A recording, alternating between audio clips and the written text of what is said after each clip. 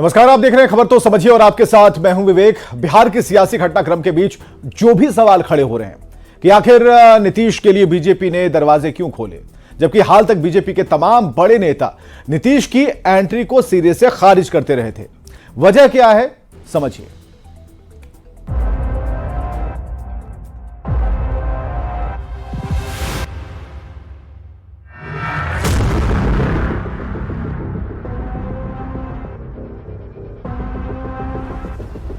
बिहार में मुख्यमंत्री नीतीश कुमार के एनडीए में वापस आने की अटकलें एक बार फिर तेज हो गई हैं। इसे लेकर बीजेपी अपने बंद दरवाजे खोलने तक की बात कह रही है और इसी से साफ संदेश देने की कोशिश की जा रही है कि नीतीश के बीजेपी में आने से पार्टी को कोई परहेज नहीं, फैसला आला कमान को करना है। नीतीश कुमार के साथ बिहार की सत्ता के लंबे वक्त तक भागीदार रहे सुशील मोदी का बयान भी सुन लीजिए कि राजनीति में कोई दरवाजा परमानेंट बंद नहीं होता। राजनीति संभावनाओं का वैसे खेल है, कुछ भी हो सकता है, पर बीजेपी परसेप्शन की लड़ाई जीतना चाहती थी। लोकसभा चुनाव में विरोधी गठबंधन के मुखिया नीतीश भले न बन पाए हों, पर नीतीश को अपने पाले में लाकर बीजेपी इंडी गठबंधन की हवा जरूर निकाल सकती है और इस तरह पीएम मोदी की जीत की राह भी बेहद आसान हो जाएगी। नीतीश कुमार ने देश भर में जातीय गणना की मांग उठाई। बीजेपी के साथ आने पर इंडी अलायंस के लिए ये मुद्दा भी हवा हो जाएगा। नीतीश पिछड़ी जाति से आते हैं, यदि बीजेपी उन्हें अपने साथ लाई तो बड़ा संदेश जाएगा कि बीजेपी सबको साथ लेकर चलती है। वैसे जननायक कर्पूरी ठाकुर को भारत रत्न यानी देश का सबसे बड़ा सम्मान देकर बीजेपी ने नीतीश कुमार की पुरानी मांग पूरी भी कर ली और विरोधियों को दलितों पिछड़ों के नाम पर सियासत करने से रोक डाला। आरजेडी के नेता लगातार सनातन धर्म पर हमलावर थे, ये बात भी जेडीयू को मंजूर नहीं था। ऐसे में नीतीश को एनडीए खेमे में लेकर बीजेपी विरोधियों पर प्रहार कर सकेगी। वैसे हाल ही में 5 राज्यों के विधानसभा चुनाव परिणाम से उत्साहित बीजेपी 2024 का लोकसभा चुनाव नीतीश को साथ लेकर आसानी से विरोधियों को चित कर जीत सकती है। तभी बीजेपी की ओर से नीतीश के लिए बंद दरवाजे चुनाव की आहट से पहले ही खोलने की कोशिश की जा रही है। Bureau report, news 18। तो समझिए बीजेपी ने सारे बंद दरवाजों को क्यों खोल दिया। बीजेपी परसेप्शन की लड़ाई जीतना चाहती है। लोकसभा चुनाव में नीतीश कुमार विपक्षी गठबंधन के सूत्रधार थे और नीतीश बीजेपी के नजदीक आ गए तो विपक्षी एकता ध्वस्त हो जाएगी। इससे बीजेपी को बहुत ही फायदा होगा और बीजेपी की जीत की जो राह है वो बेहद ही आसान हो जाएगी। नीतीश कुमार पूरे देश में जातीय गणना का मुद्दा उठा रहे थे और नीतीश के आने के बाद इस मुद्दे पर बीजेपी को घेरना मुश्किल हो जाएगा। अब बीजेपी ने कर्पूरी ठाकुर को भारत रत्न देने का ऐलान किया। कर्पूरी ठाकुर को भारत रत्न देने के ऐलान से बीजेपी ने पिछड़ी जाति की वाहवाही लूट ली। अब नीतीश कुमार खुद पिछड़ी जाति से आते हैं। नीतीश का करीब आना बीजेपी के लिए अच्छा होगा और विरोधियों को दलितों और पिछड़ों के नाम पर सियासत पर उनकी रोक लग जाएगी। आरजेडी के नेता लगातार सनातन धर्म पर हमलावर थे और यह बात भी जेडीयू को मंजूर नहीं थी। यह बताता है कि जेडीयू कुछ बीजेपी के नजदीक है। ऐसे में नीतीश को एनडीए खेमे में लेकर बीजेपी विरोधियों पर प्रहार कर सकेगी और बीजेपी के लिए 2024 की राह बेहद ही आसान हो जाएगी। चलिए, एक बड़ी खबर आ रही है सूत्रों के हवाले से पटना से। जेडीयू के वरिष्ठ मंत्री के संपर्क में कांग्रेस के कई विधायक हैं और कांग्रेस को लग सकता है एक बड़ा झटका। अब लीजिए, एक बड़ी खबर आ गई है इस वक्त, सूत्रों के हवाले से ही है, लेकिन जेडीयू के एक वरिष्ठ मंत्री के संपर्क में कांग्रेस के कई विधायक हैं। तो यहां पर कांग्रेस की जो स्थिति है अभी चुप रहने वाली है, क्योंकि उनके पास कुछ है नहीं जिससे वो कुछ कह पाए। तो सूत्रों के हवाले से बड़ी खबर आ रही है इस वक्त की सबसे बड़ी खबर। बिहार में खेला ब्रेकिंग। जेडीयू के संपर्क में कांग्रेस के कई विधायक हैं और एक बड़ा झटका लग सकता है अगर ऐसा हो गया, क्योंकि यह जो संपर्क है, पॉलिटिकल संपर्क बहुत ही घातक किसी पार्टी के लिए होता है। और जेडीयू के अगर कोई मंत्री हैं, वो भी वरिष्ठ मंत्री हैं और उनके संपर्क में कांग्रेस के कई विधायक हैं, तो अंदाजा लगाइए कि एक खेला तो यहां भी हो जाएगा। तो इसे झटके के तौर पर लिया जा रहा है और कांग्रेस को एक बड़ा झटका लग सकता है। आनंद हमारे साथ सीधे जुड़े हुए हैं। आनंद, वरिष्ठ मंत्री और संपर्क, राजनीति वाला जो संपर्क है वो खेला की तरफ इशारा करता है। क्या संपर्क साध रहे हैं, कौन कौन 4 लोग हैं? देखिए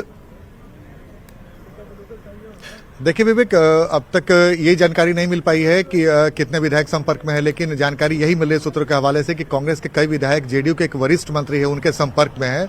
और इसके पहले भी आपको याद होगा कि इसके पहले भी कांग्रेस के 4 एमएलसी टूटकर जेडीयू में शामिल हुए थे। तो जाहिर सी बात है कांग्रेस को इसके पहले भी झटका लग चुका है, लेकिन इस बार जब कांग्रेस के 19 विधायक हैं और इस वक्त बिहार की सियासत में बहुत कुछ बदलता दिख रहा है, तो जो सूत्र बता रहे हैं कि जेडीयू के एक वरिष्ठ मंत्री हैं जिनके संपर्क में कांग्रेस के कई विधायक हैं और लगातार उनके संपर्क में होने का दावा किया जा रहा है। और खबर यह भी बताई जा रही है कि बहुत जल्द कांग्रेस में टूट हो सकती है। भले ही कांग्रेस के जो विधायक दल के नेता शकील खान है उन्होंने इस बात का खंडन किया है कि कांग्रेस के सारे विधायक एकजुट हैं, लेकिन जो जानकारी मिल रही है और कांग्रेस के जो कई विधायकों के संपर्क में रहने की बात हो रही है, तो कई सारे ऐसे विधायक हैं जो पहले से भी कांग्रेस जेडीयू के संपर्क में थे, लेकिन इस बार जो राजनीतिक घटनाक्रम तेजी से बदल रहा है, ऐसे में जो जानकारी सूत्रों के हवाले से मिली है कि जेडीयू के नीतीश कुमार के बेहद खास हैं वो मंत्री और उनके संपर्क में कांग्रेस के विधायक हैं। और यही वजह है कि कांग्रेस के सारे विधायकों को पूर्णिया बुलाया गया है ताकि कांग्रेस के विधायक एक जगह रहें और टूट का खतरा ऐसा न कुछ हो। अगर ऐसी परिस्थिति आती भी है तो कांग्रेस के विधायकों को एक जगह इकट्ठा किया जा सके। तो जाहिर सी बात है कल तमाम विधायकों को निर्देश मिला कि सारे विधायक पूर्णिया में, चूंकि पूर्णिया में राहुल गांधी की रैली भी है, तो एक बहाना ये भी दिया गया है कि उसी बहाने तमाम विधायक पूर्णिया में पहुंचे। तो इसी बीच में ये जानकारी मिली है विवेक, जो बेहद महत्वपूर्ण है और खासकर बिहार की सियासत में लगातार तेजी से घटनाक्रम बदल रहा है। बहुत बहुत शुक्रिया आनंद, हमसे बातचीत करने के लिए। तेजी से घटनाक्रम बदलता जा रहा है। क्या एक बार फिर से नरेंद्र मोदी के साथ नीतीश हाथ मिलाने वाले हैं और क्या एक बार फिर से नीतीश बीजेपी के साथ 2024 के चुनावी समर में कूदने वाले हैं? क्या सचमुच बिहार में सियासी खेला हो गया है? ये कुछ ऐसे सवाल हैं जो इस वक्त बिहार के सियासी गलियारे में जोर शोर से उठ रहे हैं। सियासी हलचल के बीच आखिर ऐसी चर्चाएं क्यों हो रही हैं कि नीतीश फिर से पाला बदलने वाले हैं?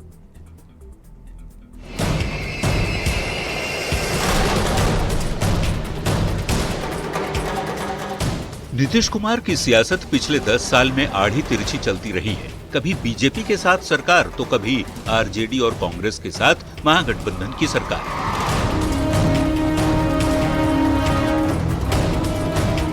बिहार की सत्ता भले बदलती रही हो, पर मुख्यमंत्री की कुर्सी पर नीतीश ही विराजते रहे। 2013 में नरेंद्र मोदी को बीजेपी की ओर से केंद्र की सियासत में जोरदार एंट्री कराई गई तो ये नीतीश को नागवार गुजरा।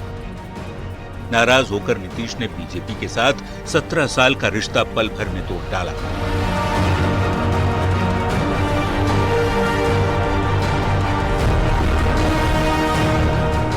फिर शुरू हुई चुनाव की बारी। पहले 2014 का लोकसभा चुनाव, फिर बारी आई अगले साल यानी 2015 में बिहार विधानसभा चुनाव की। बीजेपी से अलग होकर नीतीश आरजेडी और कांग्रेस के साथ महागठबंधन की दमदार सरकार बनाई। करीब 1.5 साल तक सरकार चलाने के बाद नीतीश ने 2017 में महागठबंधन छोड़ फिर से बीजेपी के साथ आए। 2019 का लोकसभा और फिर 2020 का विधानसभा चुनाव नीतीश ने बीजेपी के साथ लड़कर शानदार जीत दर्ज की। पर अगस्त 2022 में नीतीश फिर से पलटी मारकर आरजेडी और कांग्रेस से हाथ मिला लिया। पर 1.5 साल बाद अचानक से ऐसा क्या हुआ कि नीतीश के बीजेपी से हाथ मिलाने की बात हो रही है? तो इसे समझने के लिए हाल के कुछ महीनों की घटनाओं को जान लीजिए। बीजेपी के खिलाफ जुलाई 2023 में 26 दलों का गठबंधन बना। नाम दिया गया INTIA। इस गठबंधन के बनने से पहले सभी पार्टियों के नेताओं से 1-to-1 बैठक कर एकजुट करने की बड़ी पहल की। जेडीयू को उम्मीद थी कि नीतीश को विपक्षी गठबंधन में बड़ी जिम्मेदारी मिलेगी, पर 5 बैठकों के बावजूद नीतीश को मायूसी ही हाथ लगी। नीतीश को लगा कि कांग्रेस और आरजेडी उनके खिलाफ सियासी चाल रच रहे हैं। इस बीच एक खबर आई कि ललन सिंह आरजेडी से नजदीकी बढ़ा रहे हैं। ललन जेडीयू को कुछ नुकसान पहुंचाते, ऐसी भनक मिलते ही नीतीश ने जेडीयू के राष्ट्रीय अध्यक्ष पद से उनकी छुट्टी कर खुद पार्टी की कमान संभाल ली। नीतीश की आरजेडी के साथ तब से ही नाराजगी की खबर मीडिया में आती रही। नीतीश कुमार ने कांग्रेस की न्याय यात्रा को लीड कर रहे राहुल गांधी के साथ भी मंच साझा करने से इनकार कर दिया। इस बीच तमाम कयासबाजी के बीच नीतीश एक बार फिर अपनी पुरानी सहयोगी बीजेपी से हाथ मिलाने जा रहे हैं, ऐसी चर्चा तेज हो गई। पटना से लेकर दिल्ली तक सियासत गर्मा गई। पिछले 3 दिन के सियासी घटनाक्रम से लगने लगा है कि नीतीश एक बार फिर बीजेपी के साथ सरकार बनाने जा रहे हैं। Bureau report, news 18।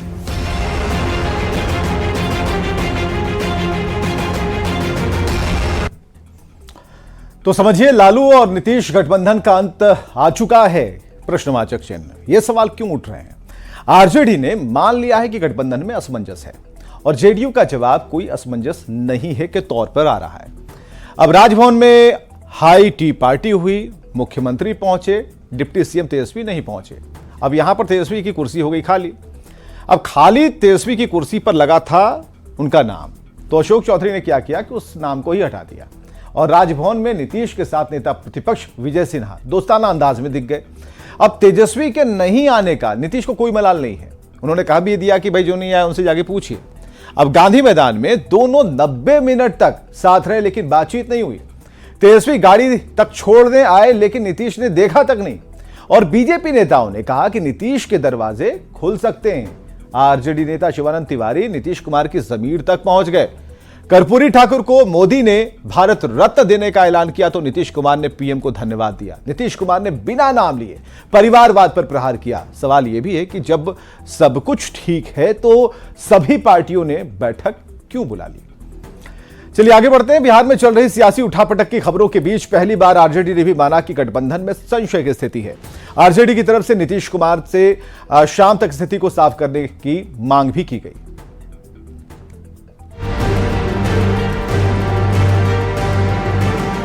माननीय नीतीश कुमार जी से ही आग्रह कर सकते हैं कि शाम तक इस कंफ्यूजन को दूर कर दें। ये जो गठबंधन को लेकर संशय बना हुआ है जिससे कि आम जनजीवन भी प्रभावित हो रहा है।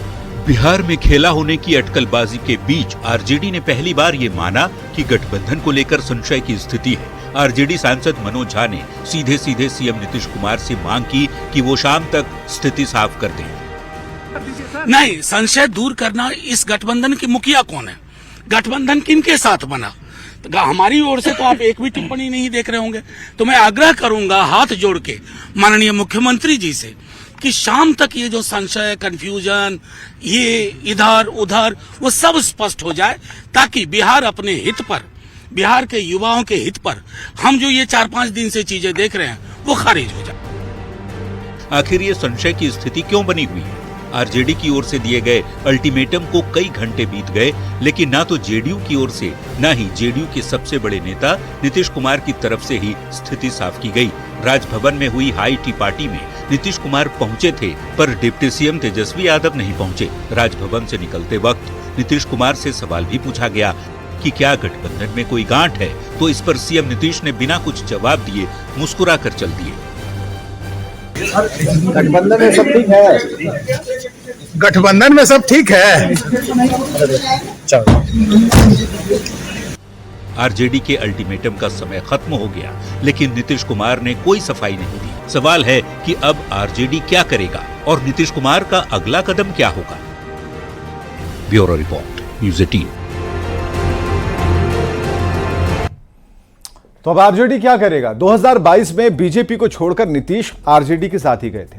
अब नीतीश के फिर से बीजेपी के नजदीक आने की अटकलें, हलचल बढ़ी हुई है। अगर नीतीश बीजेपी के साथ चले जाते हैं तो आरजेडी एक बार फिर सत्ता से बाहर हो सकती है और ऐसे में एक बार आरजेडी के नेता नीतीश पर हमलावर हो जाएंगे। आरजेडी की तरफ से विक्टिम कार्ड खेला जाएगा, लोगों की सहानुभूति बटोरने की कोशिश होगी और आरजेडी की तरफ से राज्य में दी गई नौकरियों का क्रेडिट लेने की कोशिश होगी। जातीय गणना और आरक्षण का दायरा बढ़ाने का जो क्रेडिट है उससे लेने की कोशिश होगी। आरजेडी की तरफ से बताया जाएगा कि उन्होंने समय पर नीतीश का साथ दिया लेकिन कुर्सी के लिए नीतीश कुमार ने साथ छोड़ दिया।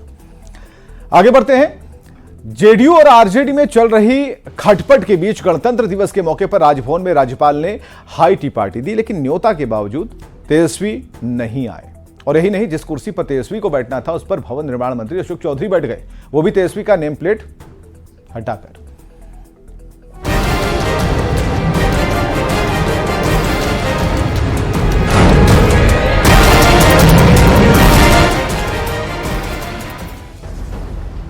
इस तस्वीर को देखिए और इन दो चेहरों की चमक से बिहार में बदलती हुई राजनीति को महसूस कीजिए। जगह बिहार का राजभवन और मौका राज्यपाल की तरफ से दी गई हाई टी पार्टी का। नीतीश कुमार बैठे हुए हैं, बगल में उनके खासम खास मंत्री अशोक चौधरी और उनके ठीक बगल में नेता प्रतिपक्ष विजय सिन्हा। ये वही विजय सिन्हा हैं जो पिछले करीब 1.5 साल से हर बात पर नीतीश कुमार को कोसते रहे हैं। लेकिन आज जब राजभवन में नीतीश से मुलाकात हुई तो चेहरे पर चमक बिखर गई। ये मुस्कुराहट कोई एक तरफा नहीं है। जितनी चमक विजय सिन्हा के चेहरे पर है, उतनी ही चमक सीएम नीतीश कुमार के चेहरे पर देखने को मिल रही है। हालांकि जब विजय सिन्हा से इस चमक पर सवाल हुआ तो गोलमोल जवाब देकर चलते बने। और सत्ता पक्ष और प्रतिपक्ष सभी को आमंत्रण मिलता है, उसमें हम लोग उपस्थित हुए हैं। और अमूमन है कि आज राष्ट्रीय पर्व है, राष्ट्रीय पर्व पर सौहार्दपूर्ण वातावरण तो रहता ही है। अब बिहार में पल पल बदलती सियासत की एक दूसरी तस्वीर को देख लीजिए। यह तस्वीर सुबह की है, जब रिपब्लिक डे परेड में हिस्सा लेने बिहार के मुख्यमंत्री नीतीश कुमार और उप मुख्यमंत्री तेजस्वी यादव पहुंचे थे। दोनों काफी देर तक साथ रहे, लेकिन कोई बातचीत नहीं हुई। आखिर नीतीश अपनी गाड़ी में बैठकर चले गए और तेजस्वी यादव देखते रह गए। ये दोनों तस्वीरें बताने के लिए काफी है कि बिहार में राजनीतिक खेला हो चुका है, बस ऐलान बाकी है। Bureau report, news 18।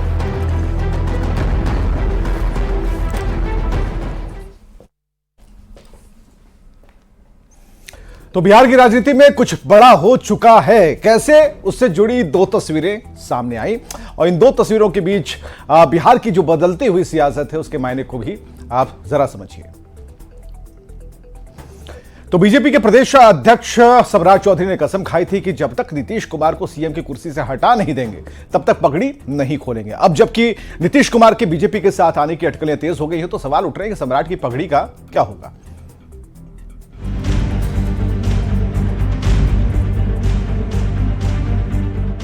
ये है बिहार बीजेपी के प्रदेश अध्यक्ष सम्राट चौधरी। करीब 1 साल से इन्हें रंग बिरंगी पगड़ियों में देखा जाता है।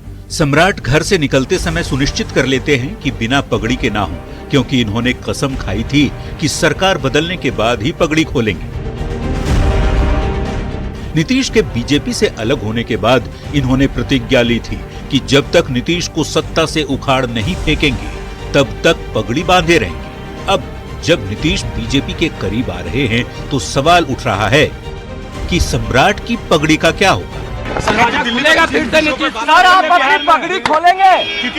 इस सियासी हलचल के बीच मीडिया वालों ने सवाल पूछ लिया, सम्राट जी आपकी पगड़ी का क्या होगा? तो सम्राट चौधरी ने इस सवाल के जवाब को समय पर छोड़ दिया। पगड़ी खोलेंगे। पगड़ी आपने बांधा था, एक सौगंध लिया था, पगड़ी खोलेंगे। समय आने वाला नजदीक।